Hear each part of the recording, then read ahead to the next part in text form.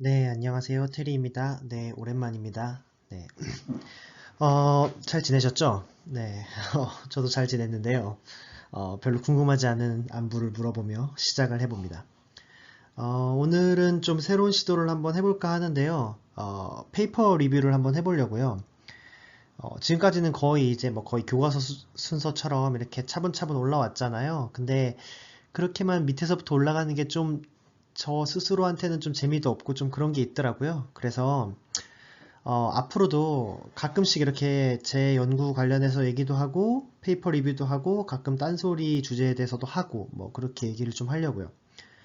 어, 근데 이제 그 유튜브 가보시면 아시겠지만, 이 올리는 순서와 상관없이 걔네들이, 이렇게 넘버링이 돼 있어요. 그래서 뭐, 같은 주제에 대해서, 예를 들어서, 뭐, 오버피팅에 대해서 얘기하면 그것들은 똑같은 이렇게 카테고리로 묶여 있다거나 이렇게 돼 있으니까요.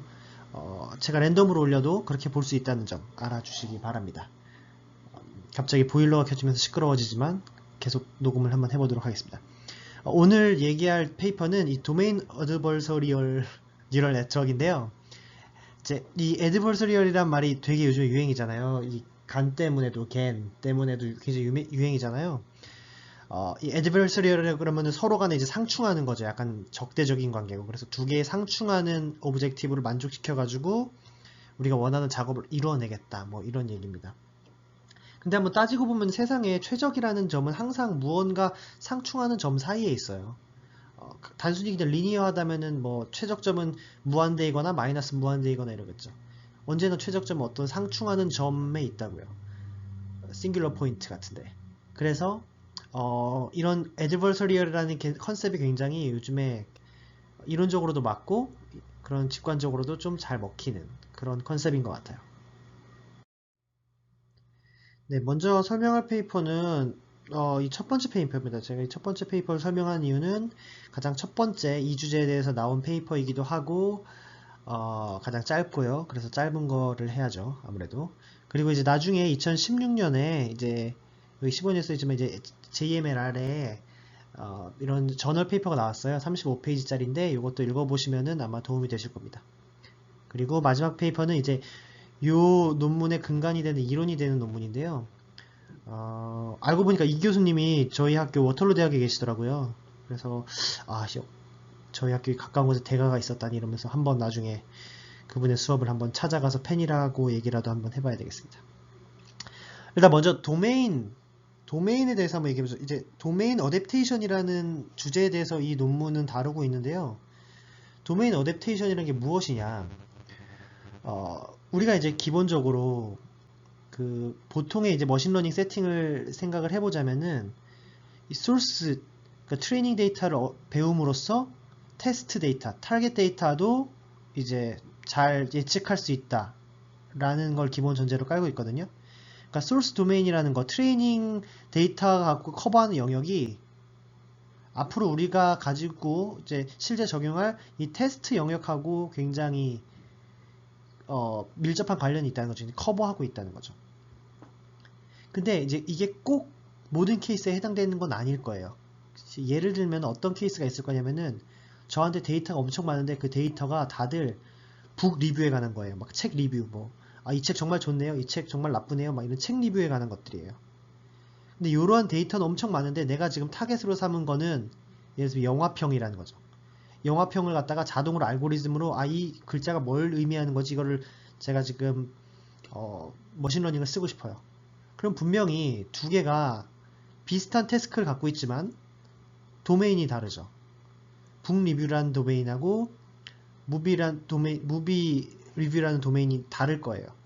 비슷한 패턴을 가지겠지만 뭔가는 다를 거예요. 쉬프트가 일어날 수도 있고 어떤 트랜스포메이션이 일어날 수도 있고 이런 식으로 어떤 소스 도메인하고 타겟 도메인하고 태스크는 같지만 거기가 다루는 그 디스트리뷰션이 다를 때 이런 것들을 이제 이런 태스크가 있을 때 이 소스 도메인을 배움으로써 어떻게 하면 타겟 도메인에서 굉장히 좋은 성과를 낼 수 있을까 이런 내용을 도메인 어댑테이션이라고 합니다. 이거를 이제 큰 틀 차원에서 보면은 큰 틀 차원에서 보면은 그 트랜스퍼 러닝의 한 부분이에요. 그래서 트랜스퍼 러닝을 보자면은 여러 가지 갈래로 나뉠 수 있는데 그 중에 이제 도메인 어드립시 여기에 해당돼 있죠. 쭉 따라가 보면은 labeled are available only in source domain이라고 되어 있죠. source domain에서만 레이블이 있고, 그러니까 source domain에서는 이 글자, 이 리뷰는 좋은 리뷰, 이 글자는 평점 4점 리뷰, 이 리뷰는 평점 3점 리뷰, 이렇게 레이블이 가능한데 타겟 도메인, 무비 리뷰에서는 그 리뷰의 점수들이 없는 거예요. 그래서 source 도메인에서만 레이블이 가능할 때 쓰는 것이다 라고 알아두시면 되겠습니다. 강의 길어질 것 같으니까 여기서 한번 끊고 갈까요? 아니다, 그냥 가자. 네, 가시죠.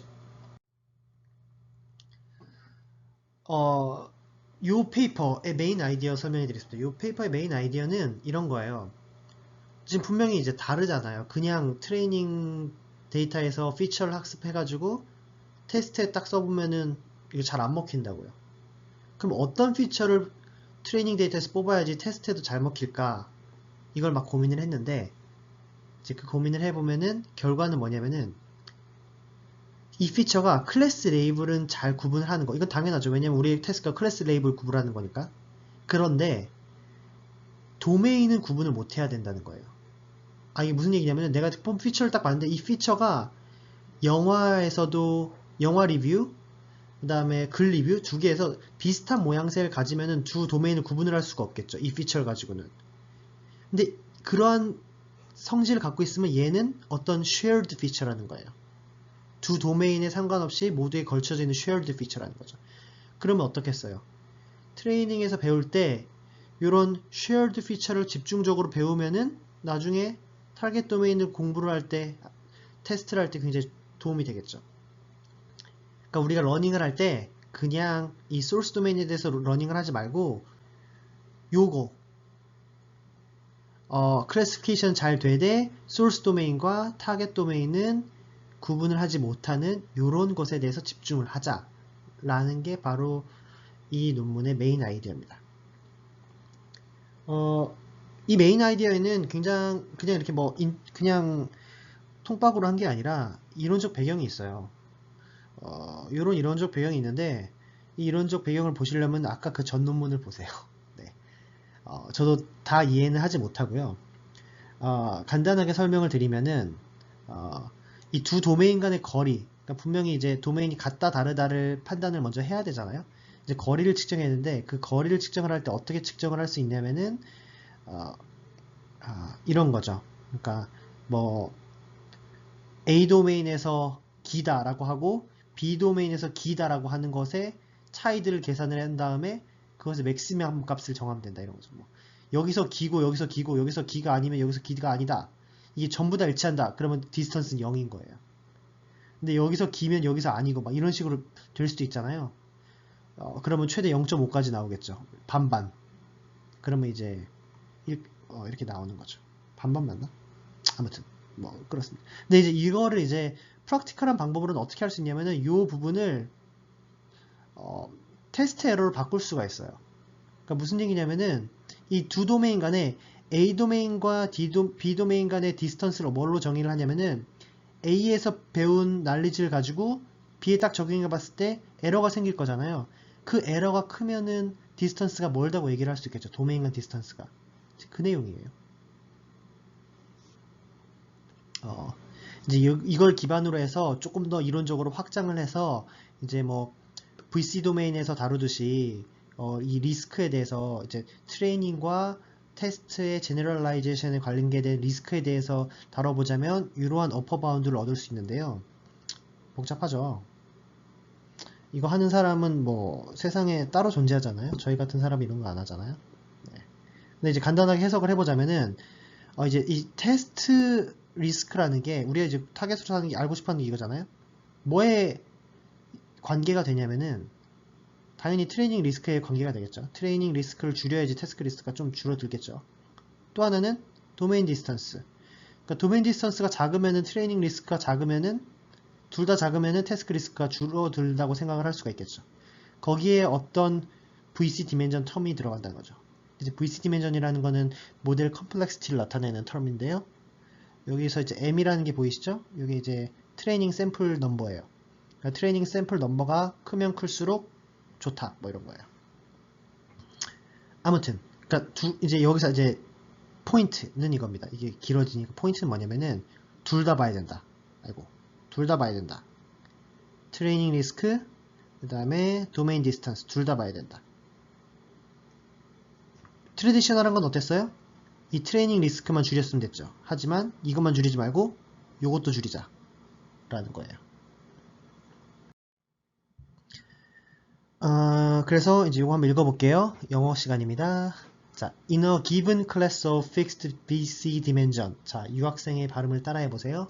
In a given class of fixed BC dimension, the learning algorithm should minimize a trade-off between the source risk and the empirical H divergence. 이렇게 돼 있죠. 네. 그래서 결론적으로 이제 여기서 나온 게 바로 요겁니다.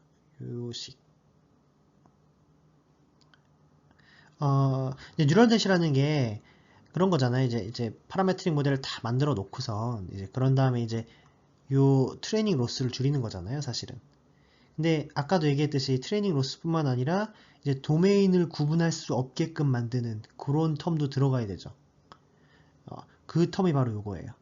그래서 도메인 텀이 그러니까 그 소스 도메인을 1이라고 하고 이제 타겟 도메인을 0이라고 했을 때 그것에 대해서 이제 구분하는 클래시피케이션 태스크를 둬서 얘네들은 오히려 못해야 되죠. 로스가 증가해야 되죠.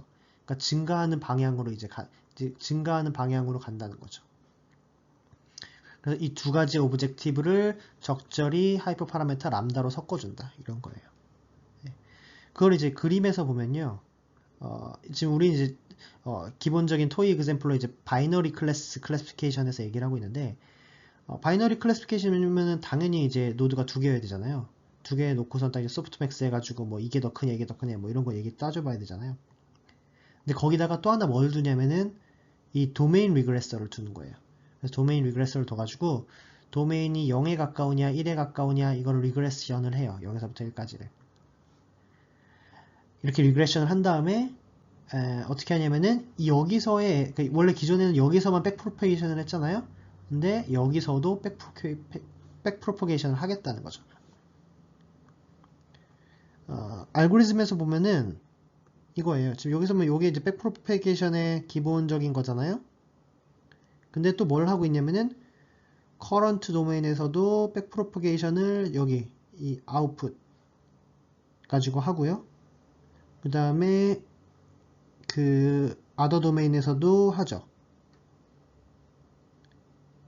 근데 방향은 반대로가 됩니다.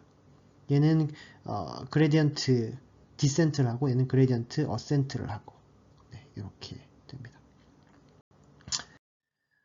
그래서 이제 이게 이제 그 실험 결과예요. 그래서 트레이닝하고 테스트에서 얼마나 이게 제너럴라이제이션이 잘 되는가를 보여주는 건데요. 먼저 이 실험 세팅을 설명을 해드리면 배운 게 이제 여기 빨간색 플러스 초록색 마이너스라고 써있는 이게 이제 트레이닝 데이터예요. 그리고 여기 중간에 이제 검은 점들 보이시죠? 이 까만 점들이 이제 테스트 데이터거든요. 근데 이제 테스트 도메인이 이제 트레이닝 도메인에 비해서 살짝 돌아가 있어요. 그래서 만약에 이제 그 트레이닝 데이터에만 우리가 클래시피케이션 클래시파이어를 싹 그으면은 지금 보시다시피 어떤 이렇게 에러들이 발생하는 부분이 생긴다는 거죠. 이게 이제 기본적으로 도메인 어댑테이션을 안 했을 때 일어나는 현상이에요. 그런데 도메인 어댑테이션을 하면 어떻게 되냐라고 하면은 도메인 어댑테이션을 했을 때 이 라인을 그을 때 자체에 도메인끼리 그러니까 이 도메인 그러니까 예를 들면은 요 도메인과 요 도메인을 구분할 수 없게끔 라인을 긋는다고요. 그렇게 그으니까 얘네들이 이 처음에 있었던 라인이 조금 더 이렇게 옮겨졌고 결과적으로 테스트 에러가 줄어들었더라 라는 걸 보여주고 있어요. 이 화면에서. 자, 두 번째 칼럼에서 뭘 보여주고 있냐면은 이 두 번째 칼럼에서는 뭐 약간 이해하기 힘드실 수도 있는데 뉴럴넷 결과에 이제 뉴럴넷을 하면 이제 슉 해가지고 어떤 파이널 리프레젠테이션이 나오잖아요. 이렇게 노드 15개라고 그러면은 15디멘전의 리프레젠테이션이 나오잖아요. 얘를 갖다가 그냥 보기 좋게 하기 위해서 그냥 PCA로 이렇게 2D로 이렇게 압축시킨 거예요. 2D로 딱 프로젝션을 시켰을 때 얘네들이 정말 잘 프로젝션이 되느냐라고 했을 때 그냥 뉴럴넷에 의해서 만들어진 리프레젠테이션에서는 얘를 이제 2D 두 가지 프린시플 컴포넌트만 봤을 때는 쫙 프로젝션을 했더니 도메인들이 이렇게 따로따로 분리가 돼 있었다는 거죠. 그러니까 분리가 되면 어떤 현상이 발생을 하냐면은 얘는 분명히 이 라인 속에 있는데 지금 요 부분도 보이죠? 섞여요. 얘랑 요 라인이랑 섞여요. 섞이면서 지금 여기 D잖아요. 이런 에러 텀이 발생을 한다는 거죠. 근데 반면에 새로운 알고리즘으로 도메인 어댑테이션을 한 리프레젠테이션을 본 다음에 그거를 이제 압축을 시켰더니 보시다시피 얼라인이 잘 되더라. 얼라인이 잘 되니까 나중에 클래시피케이션 하기도 좋겠죠. 자, 세 번째 칼럼에서 보여주는 거는 이제 그 도메인 클래시피케이션이에요. 그러니까 아까 오브젝티브가 레이블은 클래시피케이션을 잘 하고 도메인은 클래시피케이션을 잘 못하고 했잖아요. 얼마나 못하는지를 보여주는 거예요. 그래서 첫 번째 일반적인 뉴럴넷도 못하긴 하지만 두 번째 뉴럴넷에서는 진짜 못한다. 이걸 보여주고 있어요. 그러니까 첫 번째에서 지금 못하는 이유는 얘 지금 쉘로우하게 딱 하나의 히든 레이어 깔아고 노드 15개밖에 안 써가지고 지금 잘 못하는 건데 얘도 못하지만 얘는 진짜 못한다 이거예요. 그리고 마지막 거는 설명이 길어지니까 제가 생략할게요. 그리고 뭐 다른 결과들도 있는데요. 좀 영상이 길어지니까 귀찮으니까 좀 생략을 좀 많이 할게요. 거의 끝났는데 그냥 디스턴스 봤을 때 아까 PAD라는 거 디스턴스 했었잖아요. 그래서 뭐 둘 도메인을 구분할 수 있는 능력 그걸 보고선 이제 구분이 잘 안 되면은 디스턴스가 짧다 이렇게 얘기를 했는데 로우 인풋에서 봤을 때 구분하는 능력하고 이제 새로운 레프레젠테이션 DAN에 의해서 만들어진 레프레젠테이션하고 그 두 개의 디스턴스들 그러니까 DAN을 레프레젠트한 상에서의 두 도메인의 디스턴스 그다음에 로우 인풋에서의 두 도메인의 디스턴스를 봤더니 그 레이쇼를 봤더니 확실히 우리가 목표했던 대로 그 우리가 배웠던 도메인에서의 디스턴스가 훨씬 짧더라. 도메인 디스턴스가 짧으면 뭐가 좋아요? 소스 데스크에서 배운 날리지를 타겟 도메인에서 잘 활용을 할 수가 있겠죠. 그런 내용입니다. 논문에서는 이제 클래시피케이션 이제 여기 보면 이제 아마존 리뷰에 대해서 뭐 북 리뷰를 DVD 리뷰로 가져가고 뭐 일렉트로닉스 리뷰를 DVD 리뷰로 이런 여러 가지 태스크를 했었는데요. 그 표현에서 빌자면은 significant한 improvement를 볼 수 있었다. 근데 저는 이게 significant한 건지 잘 모르겠어요. 막 그렇잖아요. 여기 보면은 뭐 251에서 뭐 246, 뭐 148에서 149. significant 이 정도가 significant면은 내가 한 논문은 완전 혁명인데 왜 떨어졌을까 이번에. 아무튼 네 그렇습니다. 오늘 처음으로 페이퍼 리뷰를 해봤는데 어떠신가요? 뭐 이거 듣는 분이 전공자도 있고 비전공자도 있는데 사실 뭐 전공자가 듣기에는 텍스트북의 앞부분만 하면 정말 재미가 없잖아요. 저의 이 팟캐스트 페이지의 제목이 테리의 딥러닝 톡이니까 뭔가 그래도 좀 최신한 뭔가를 좀 얘기도 좀 해야 되지 않겠습니까? 네. 그래서 오늘 한번 딥러닝 페이퍼 리뷰를 한번 해봤습니다. 관련해서 의견 있으시거나 제가 당연히 이거를 잘 논문을 대충대충 읽었겠죠. 제 삶이 대충대충이니까. 그래서 좀 더 코멘트 하고 싶은 분들은 코멘트 부탁드리고요.